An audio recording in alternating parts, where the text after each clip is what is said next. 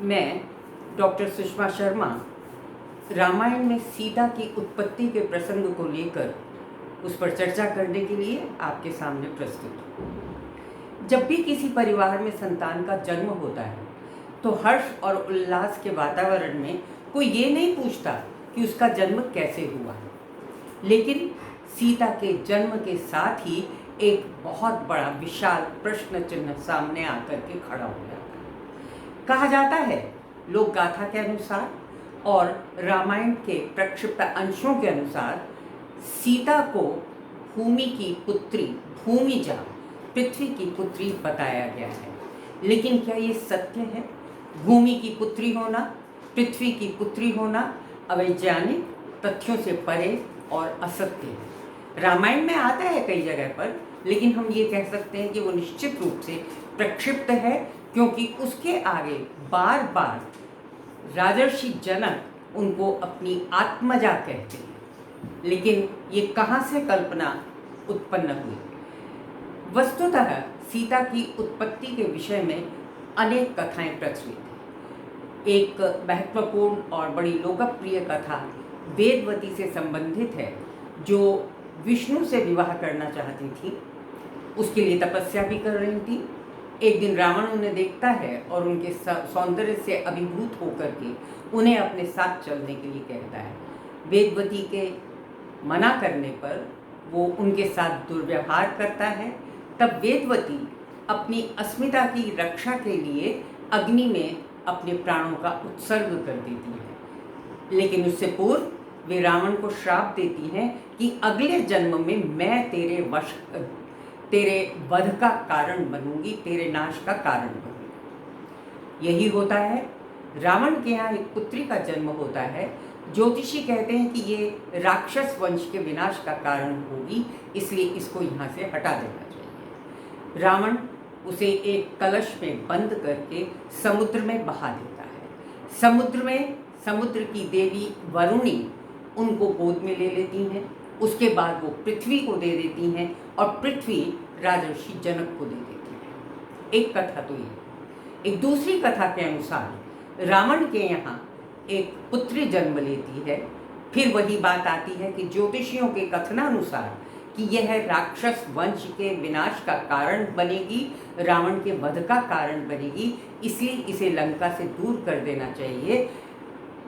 रावण उस कन्या को स्वीकार नहीं करता है, लेकिन उस कोमलांगी कन्या को मारने का, उसकी हत्या करने का उसका मन नहीं करता है। तो वो अपने मंत्री कालनेमी को वह कन्या दे देता है और कहता है कि तुम इसे लंका से दूर ले जाओ और कहीं जाकर के उसका वध कर दो। कालनेमी का हृदय भी इस बात को स्वीकार नहीं करता है। वो समुद्र पार करके मुख्य भूमि आर्यावर्त में प्रवेश करता है और आगे चलता हुआ वो दूर पहुंचता है और वहाँ पर रावण के सैनिकों से के भय के कारण छुप करके रहने लगता है। एक बार कुछ सैनिकों के कोलाहल को सुनकर उसे लगता है कि रावण के सैनिक संभवतः उसे ढूंढते हुए यहाँ आ गए, जबकि तथ्य यह था कि राजर्षि जनक के राज्य में अनावृष्टि के कारण सूखा पड़ा था और वो एक नहर की खुदाई करने के लिए वहाँ तक आए थे। औपचारिक रूप पे वो हल चलाना चाहते थे, लेकिन कालनेमी समझता है कि रावण के सैनिक आ गए हैं, तो वो जल्दी से उस बालिका को एक कलश में भर करके रख करके मिट्टी के अंदर दबा देता है और राजर्षि जनक, जो कि औपचारिक खुदाई कर रहे थे हल के द्वारा, उनको वह कन्या मिलती थी।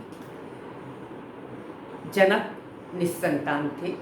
वो उस कन्या को अपने नगर में ले जाते हैं, अपने घर में ले जाते हैं, और क्योंकि हल के अग्रभाग से छूने के कारण वह कन्या उन्हें मिली थी, इसलिए उसका नाम सीता रख दिया जाता है। देखिए, ये प्रथा बहुत चलती है हमारे यहाँ, ये होता रहता है। पूर्णमासी के दिन यदि किसी बच्ची का जन्म होता है तो उसका नाम पूर्णिमा रख दिया जाता है।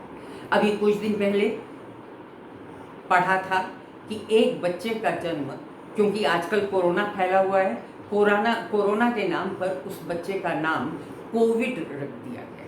तो जनक ने भी इसी प्रकार से उस पुत्री का नाम सीता रख दिया। लेकिन क्या ये सब सत्य है? क्या ये वैज्ञानिक है? क्या ये तथ्य से पूर्ण है? क्या भूमि से जो एक अचेतन पदार्थ है, अचेतन से चेतन की उत्पत्ति हो सकती है? कभी नहीं हो सकती। ये सृष्टि के सिद्धांत के बिल्कुल विपरीत है। और वास्तव में देखा जाए तो जनक अनेक स्थानों पर सीता को आत्मजा कहते हैं। बाल कांड में वो कहते हैं वर्धमानाम तू मम आत्मजाम, बढ़ती हुई मेरी पुत्री से पानी ग्रहण करने के लिए बहुत से लोग आ रहे हैं। अयोध्या कांड में फिर कहते हैं आत्मजा। रघुवंश में आत्मजा शब्द के नाम से कन्या को, सीता को पुकारा गया है। महाभारत में भी विदेह राज जनकः तस्यात्मजा सीता, इस प्रकार से स्पष्ट रूप से कहा है कि सीता उनकी आत्मजा है। आत्मजा क्या होता है? आत्मजा का अर्थ क्या होता है? देहात् जातः इति आत्मनः, देहात् जातः आत्मनः, अपने देह से जो उत्पन्न होता है उसे आत्मज या आत्मजा कहते हैं। तो सीता क्योंकि जनक की देह से, जनक और उनकी माता के संपर्क से उत्पन्न हुई थी, इसलिए सीता जनक की आत्मजा है, उनकी अपनी पुत्री है। फिर उर्मिला को आगे सहोदरा कहा जाता है। सहोदर कौन होता है? एक ही उदर से, एक ही गर्भ से जो जन्म लेता है उसको सहोदर या सहोदरा कहते हैं। उर्मिला और सीता ने एक ही माँ के गर्भ से जन्म लिया था, इसलिए दोनों सहोदरा कहलाती है।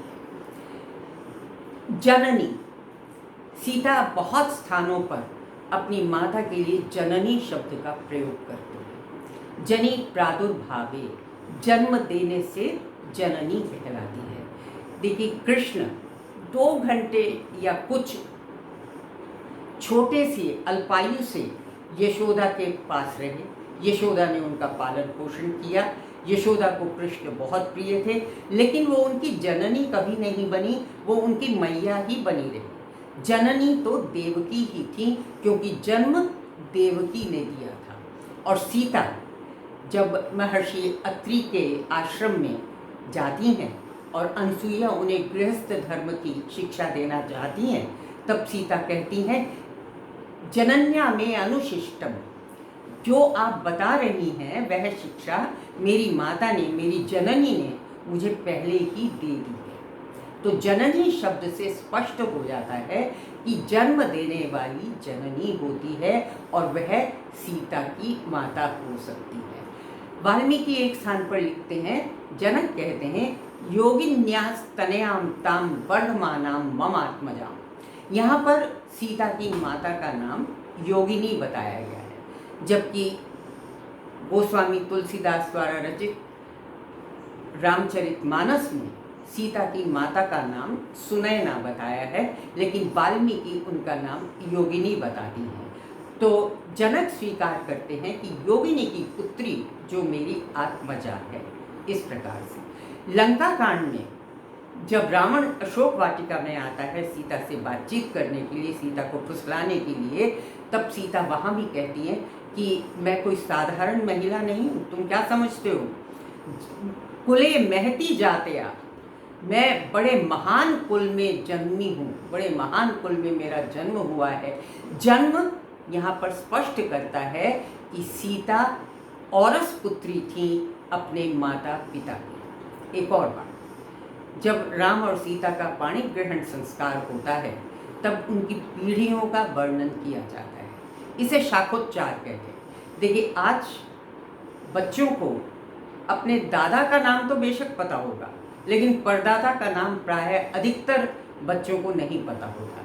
ये जो पीढ़ियों का वर्णन विवाह संस्कार के समय होता था, ये एक तरह का रिफ्रेशर कोर्स था जो संतान को बताता था कि तुम्हारे अतीत में तुम्हारी ये पीढ़ियाँ हुई थी। राम की 35 पीढ़ियों का वर्णन मिलता है और सीता की 22 पीढ़ियों का वर्णन होता है। राजर्षि जनक जैसे ज्ञानी क्या पृथ्वी से उत्पन्न हुई कन्या की पीढ़ियों का वर्णन करेंगे। पृथ्वी की तो कोई पीढ़ियां नहीं हुआ करती। राजर्षि जनक इस प्रकार की गलत बात तो कर ही नहीं सकते थे, ये तो हमें स्वीकार करना ही पड़ेगा। ये पृथ्वी की कल्पना कहाँ से आई?